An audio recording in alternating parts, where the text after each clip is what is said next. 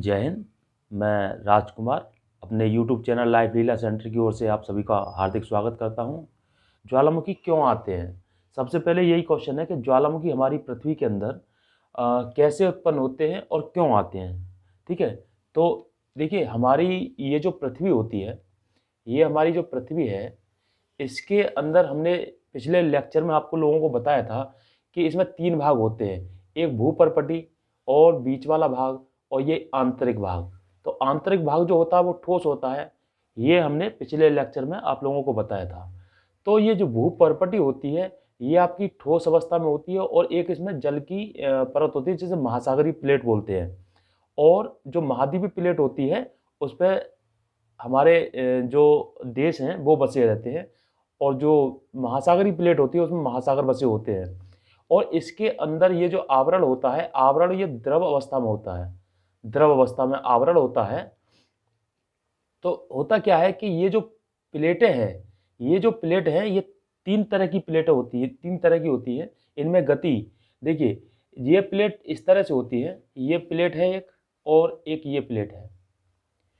ये जो प्लेटें हैं, ये कभी कभी क्या है कि इधर ऊपर नीचे ऐसे खिसकती हैं, ऐसे ये इधर खिसकेगी और ये इधर खिसकेगी, तो इसको बोलते हैं हम रूपांतरित प्लेट है या रूपांतर प्लेट है।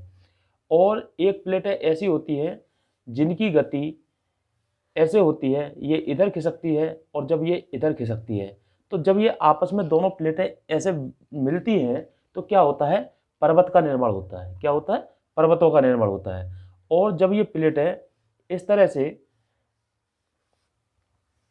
इधर और एक इधर जाती है, यानी कि दोनों प्लेटें दूर दूर जाती हैं, तो ऐसी प्लेटों में क्या होता है कि ज्वालामुखी का निर्माण होता है और ज्वालामुखी निकलते हैं। ठीक है, ऐसी ये यहाँ पे हम लिख देते हैं, ये ज्वालामुखी यहाँ पे होगा और इसको बोलते हैं हम ये रूपांतरित, और ये होता है आपका अभिसारी।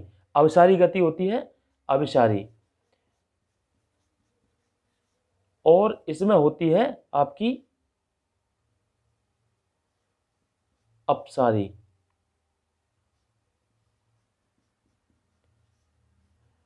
तो जब ये दूर दूर प्लेटें जाएंगी तो ज्वालामुखी का निर्माण होगा, ज्वालामुखी फटेंगे। जब ये पास पास आएंगी तो पर्वतों का निर्माण होगा। और जब ये आपस में इधर उधर जाती है तो भूकंप भूकंप बनते हैं, भूकंप आता है, भूकंप।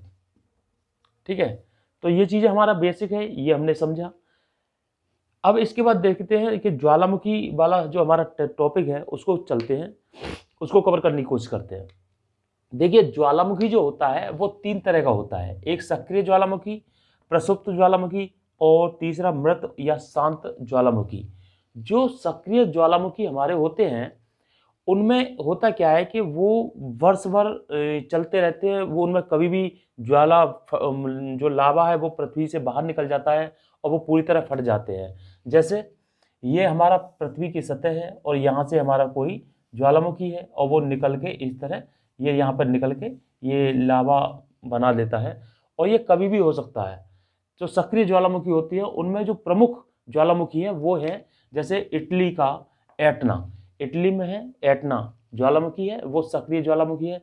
स्ट्राम्बोली, स्ट्राम्बोली, ये जो स्ट्राम्बोली जो हमारा ज्वालामुखी है ये भूमध्य सागर के लिपारी द्वीप पर स्थित है। और इसको हम भूमध्य सागर का प्रकाश स्तंभ भी बोलते हैं, क्योंकि ये एक बहुत बड़ा प्रकाश मान जो है प्रतीत करता है। ठीक है, अगला है कोलेमा। कोलेमा ये आपका उत्तरी अमेरिका में मैक्सिको में पड़ता है। ठीक है, और अगला है ओजस डेल सालाडो। ओजस डेल सालाडो जो है वो अर्जेंटीना और चिली में है। और ये जो ज्वालामुखी है ओजस डेल सालाडो, ये विश्व में सबसे ऊंचाई पर स्थित ज्वालामुखी है। ठीक है, अब है प्रसुप्त ज्वालामुखी। प्रसुप्त ज्वालामुखी वो होते हैं जो सुस्त अवस्था में पड़े रहते हैं। जैसे होता है ना कि सो रहा है, अभी कोई व्यक्ति सो रहा है और जगेगा तो जग जाएगा, तो ये वो वाली चीज़ है। प्रसुप्त अवस्था में रखा है, पड़े हैं, और ये कभी भी इनमें उद्गार हो सकता है, कभी भी ये ज्वालामुखी फट सकते हैं।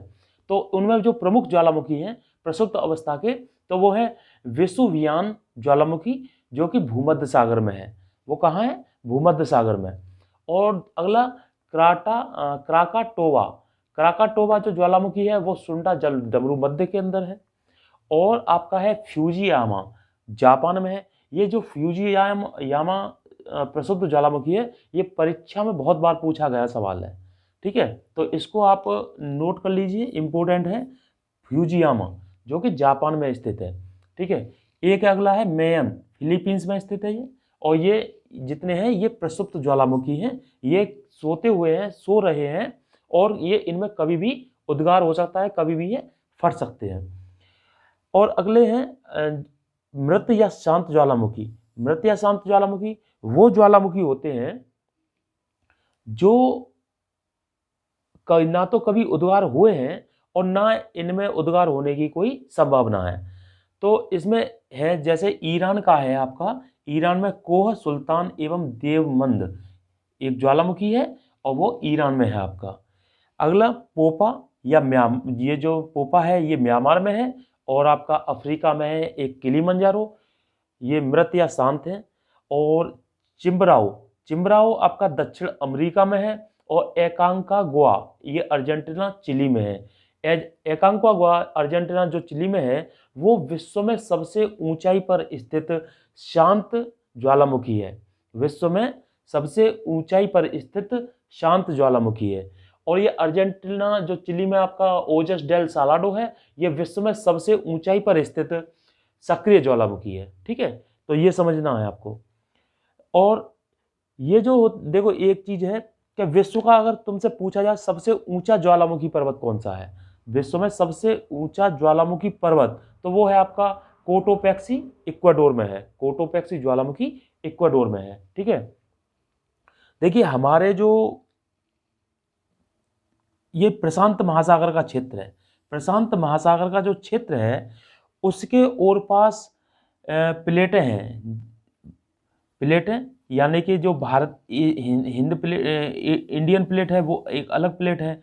ये उत्तरी प्लेट उत्तरी अमेरिका की, और ये दक्षिणी अमेरिका की प्लेट है। और इधर ये जापान और आपकी ये जो रूस वाली प्लेट है, ये वाली प्लेट है। तो क्या होता है कि ये प्रशांत महासागर में ये और पास बहुत सारी प्लेटों से ये घिरा हुआ है। तो क्या होता है इनमें जब गति होती है ये वाली, तो क्या होता है कि जब गति होती है तो यहाँ पे सबसे ज़्यादा भूकंप आते हैं, और यहाँ पे ज्वालामुखी भी सबसे ज़्यादा इन्हीं क्षेत्रों में पाए जाते हैं। तो इस क्षेत्र को हम क्या बोलते हैं? प्रशांत क्षेत्र महासागर क्षेत्र का fire ring of the Pacific. इसको fire ring of the Pacific भी बोला जाता है। देखिए अगला टर्म्स है ग्लेशियर और धुआंरे। देखिए इनको और समझ लेते हैं। ये ग्लेशियर क्या होते हैं?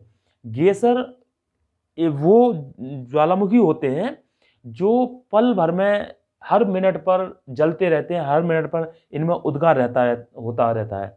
जिसमें सबसे बढ़िया एग्जांपल है इसका यूएसए के येलोस्टोन पार्क में स्थित ओल्ड फेथफुल ग्लेशियर। इसमें सबसे ज़्यादा जलवाष्प और जल निकलता है। इनकी जब दरारें होती हैं, दरारों के जरिए उनमें से जल और जलवाष्प निकलती रहती है। अगला टर्म है धुआंरे।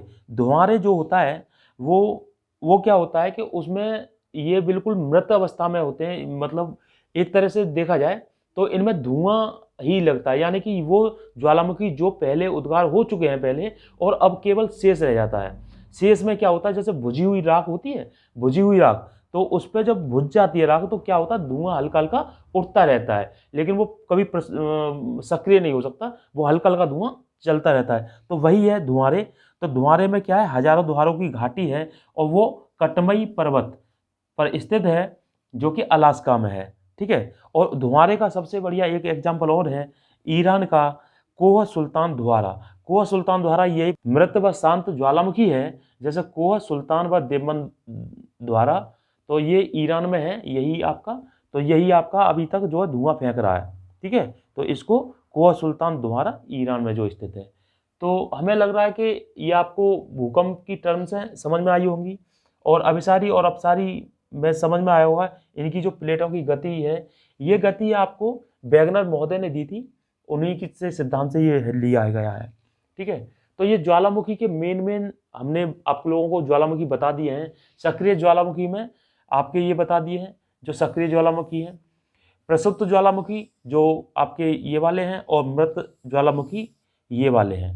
ठीक है, तो अगर आपको ये वीडियो अच्छा लगा हो तो इनको एक बार और रिपीट करना। हो सकता है कि आप लोगों को समझ में ना आ रहा होगा, लेकिन एक बार और रिपीट करेंगे, एक बार वीडियो को और देख लेंगे तो हो सकता है वो सारी चीज़ें क्लियर हो जाएंगी। हो सकता है आप लोगों को ये वीडियो का जो फॉन्ट है वो भी छोटा छोटा या धुंधला दिख रहा होगा। मुझे मालूम है, क्योंकि मैंने पिछली वीडियो मैंने जो अपलोड की है उसमें ये सारी प्रॉब्लम आई हैं, लेकिन मेरी कोशिश है कि मैं आप लोगों को अच्छे फॉर्मेट में, अच्छे रेजोल्यूशन में ये वीडियो उपलब्ध कराऊं। तो लेकिन मेरी आवाज़ सुन करके ये सारी चीज़ें ऐसा नहीं है कि समझ में नहीं आएगी, समझ में आएंगी। मेरी आवाज़ को सुनिए, मेरी आवाज़ को ध्यान से सुनेंगे तो ये सारी चीज़ें आपको एकदम एज इट इज क्लियर होंगी। ठीक है, तो इन्हीं शब्दों के साथ जय हिंद, जय भारत।